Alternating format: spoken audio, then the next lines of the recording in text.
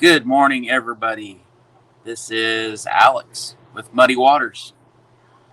I hope everybody has had a wonderful start to the weekend. Hello, Carolyn.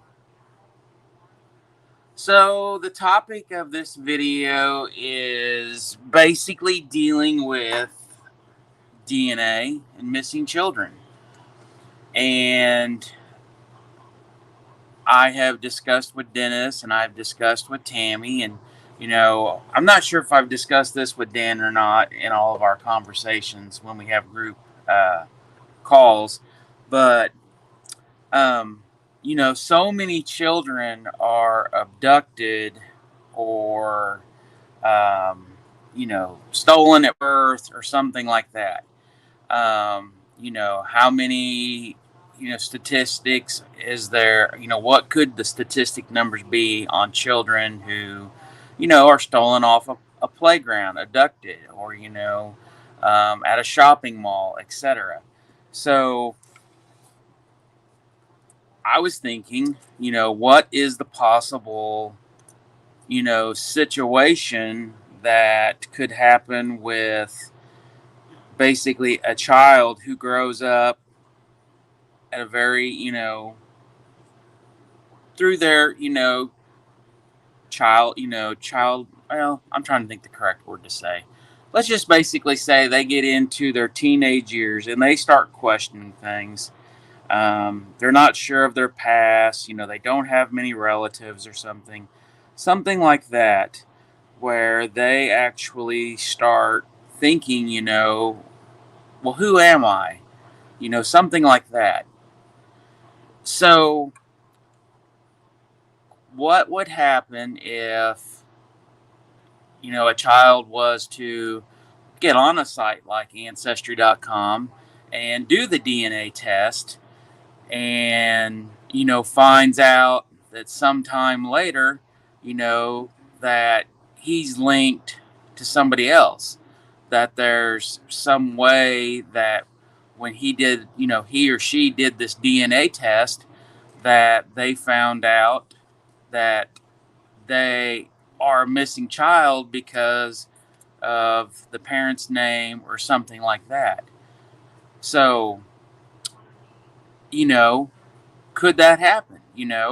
Um, what if a mother or father does the DNA stuff, and on ancestry.com, and they get linked up to this person, and they're like, oh my gosh, this person did the same thing. And look, ancestry.com has linked us together.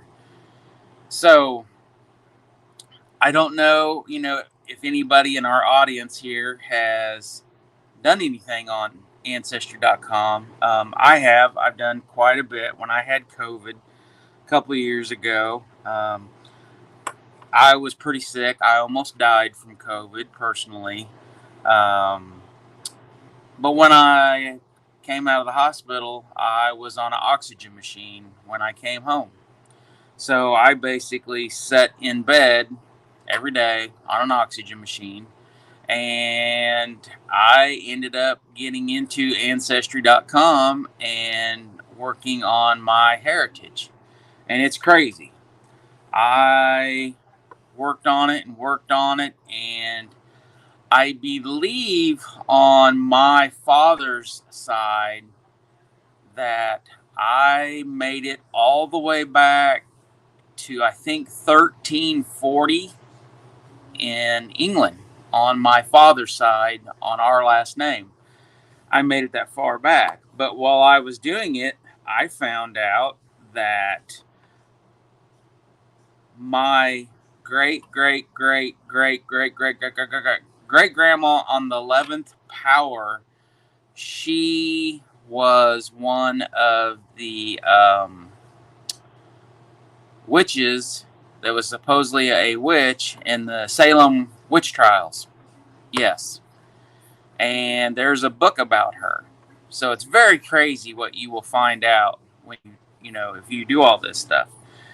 But basically, is there a chance that if you were to do this DNA type stuff, possibly you could find out that,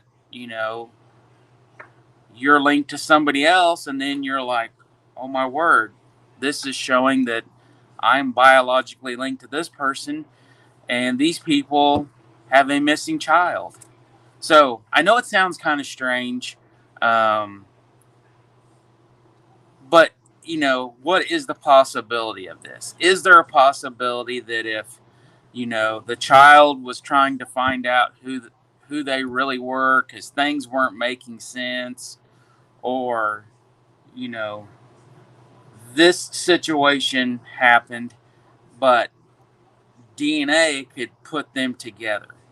So, um, it's just crazy. It's just a crazy thought that I thought of, and could it work? Um, so I've talked with Dennis, and we have a case where we know that the parents have done DNA on a missing child. Um, and I want to talk with Dennis to see if it's possible if this mother and father has ever done the ancestry.com, or I think it's me and you, or me. Let's look here. Let's do DNA test. Let's see what this comes up with. So there's ancestry.com. There's home paternity. 23andMe. Okay, 23andMe is the other one that I've heard people talk about. So, is it possible that this particular case, I want to talk with Dennis to see if by chance they would be willing to do this if they have not, but just do this. Let's do the DNA test. If they have not and they would like to do this, Muddy Waters would pay for it out of our pocket. And let's get them in the system if they would do this. And let's see if by chance they could be linked to somebody they do not know about. This particular couple has a missing child. I believe he was only 4 years old when he went missing. There is a possible theory that he could have been abducted, that somebody on a rail car on the railroad possibly could have grabbed him. That is not the number one theory, in this case, but it's something that has been brought up in the past. And like I said, Dennis and I had talked about this. So we are going to try to reach out to them when we have contact with them again. And we have talked with the mother a few times. Dennis has. I've talked to her, through like Messenger once or twice. Actually through eBay, believe it or not. But I want to see if they would do this. I'm also going to look into some other cases where there's a young child that, possibly was abducted, stolen, one of those situations, versus a child who just, not to say it crudely, but just walked out the door and disappeared. But I want to look up some of those cases and work with, our group, Dennis, Dan, Tammy, everybody that's in the group, and narrow down some cases and reach out to those and see if we can go somewhere with that. So, Tamara says, local sheriff told me that they have trail cams in many places. Is there a way to see where they have them? If near where someone went missing, they could provide footage. Um, this particular case happened in the 70s. This young boy, he's been gone for so long. Um, and believe it or not, we are going to go and do some ground searches in this area, um, where this boy possibly um, went into the river at. But there was a possible sighting of this boy in another location. And if you have not figured it out, I am talking about Jeremy Coots, who went missing out of Atchison, Kansas. We just talked about Jeremy um, last week when I talked about doing the Apple AirTag test experiment, where we're going to get some floating devices because um, there's three theories that go around Jeremy's case, and one is that the end result is that Jeremy unfortunately walked to the river and fell in, somehow got in the river and unfortunately drowned, and that's how he unfortunately was lost. Um, his body was never found, no clothing, anything. But there was a theory that he had to cross the railroad tracks. There could have been a train. What if possible somebody snatched him and grabbed him because they just saw a small child? And then there was also a theory or rumor that somebody saw Jeremy walking by their pond that day that he went missing. So basically, yes, I would like to see if we can talk to Jeremy's mother. We know she's gave DNA samples to the KBI, local law enforcement, etc. But I would like to see if she would be willing to do an Ancestry.com DNA test or another one, and just put it out there just to see if they would ever get a hit. Because if some strange reason saying, if you never know. And some of the other cases, the same situation. So, so this website here is, I think it's childfindofamerica.org. So it says facts and stats on missing children. So right here it says, it is estimated that 2,300 children are missing every day in the United States. Children can become missing for many reasons. The National Incident Studies of Missing, Abducted, Runaway, and Thrown Away Children, NISMART program, identifies 5 categories of episodes that can cause children to become missing. Benign reasons, i.e. misunderstandings, ran away, thrown away, lost, stranded, or injured, family abduction, stranger abduction. So I guess, this is, where I'm kind of thinking where these situations could lead into, basically what could happen. What if this is a what if scenario type situation. Family parental abductions, an estimated 203,900 children were victims of family abduction in 1999. Family abduction occurs when a family member takes or keeps a child in violation of custodial parents' guardians' legitimate rights.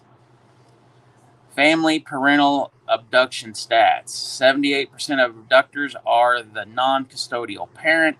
35% of children were between the ages of 6 and 11. 24% of the abductions lasted between 1 week and 1 month. 82% of abductors intended to affect custodial parental. 21% are other relatives. 42% of children were living with a single parent. 15% were living with another relative, foster parent.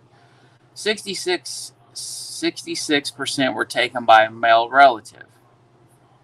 So let's go down here to this, because this is where this, to me, would really go into this whole scenario if DNA testing could be done and how it could work one way or another if a child was to basically question their past. Non-family abductions and stereotypical kidnappings. An estimated 58,200 children were victims of non-family abduction in 1999. Non-family abductions occur when someone who is not a relative abducts and detains a child without lawful authority or parental permission with the intentions to keep the child permanently. In 1999, there were also 115 stereotypical kidnappings. A stereotypical kidnapping occurs when a stranger or slight acquaintance transports a child 50 miles or more from home and either kills the child, holds the child's ransom, or intends to keep the child permanently. Non-family abduction and stereotypical kidnapping stats. 81% were 12 years or older in non-family cases. 58% were 12 years or older in a stereotypical kidnapping. In 40% of the stereotypical kidnappings, the child was killed. In another 4%, the child was not recovered. 86 of the perpetrators are male. The abducted children are predominantly female. Nearly half of all victims were sexually assaulted. So this right here, I honestly thought the stats, which this is from 1999 on this website. You know, I was, in my mind, I'm thinking children that were abducted like at birth, stolen from a hospital setting. You know, young children, 3, 4, 5, 6 years old that were stolen from playgrounds or, in a shopping mall or, those type of situations, picked up at school, at a bus stop, something like that. But young children who basically, not to say that they are more gullible, but, where someone could, mentally take advantage of them and talk them into something. So, is it crazy to think this? Is it crazy to think that somehow, Ancestry.com or one of these websites, you could do this possibly? And, it would take, both ways, but, a lot of people know about Ancestry.com and, the 23andMe website. So, like I said, we are going to look at some cases where this happened and possibly try to follow up with the parents, present this scenario to them, see if they have done this. If they have not, would they be willing to let us pay for this and see what could happen? Because when I'm not familiar with the 23andMe, but I know on Ancestry.com, if you take the DNA test, it supposedly will link you to anybody and everybody in your family genealogy that has already done it in any way, shape, or form. So, it's just a situation where we would like to try this and see if it works. I don't truly know if it would or would not. It's just literally a chance and a see what happens. So that is it for this video. As always, please like, share, subscribe. I have some more videos coming up. I've been super busy the last few days, and I've had to reschedule and reschedule and reschedule, and yeah, I've just been super busy. So I apologize to everybody. So, thank you for watching the video today on this particular issue that I wanted to talk about and discuss. And if you could please, our flyers that we post, please share them. It will benefit the family. It benefits us. Just trying to help and get the word out. So thank you, everybody. Hope to see you on the next video. Thank you. Bye-bye.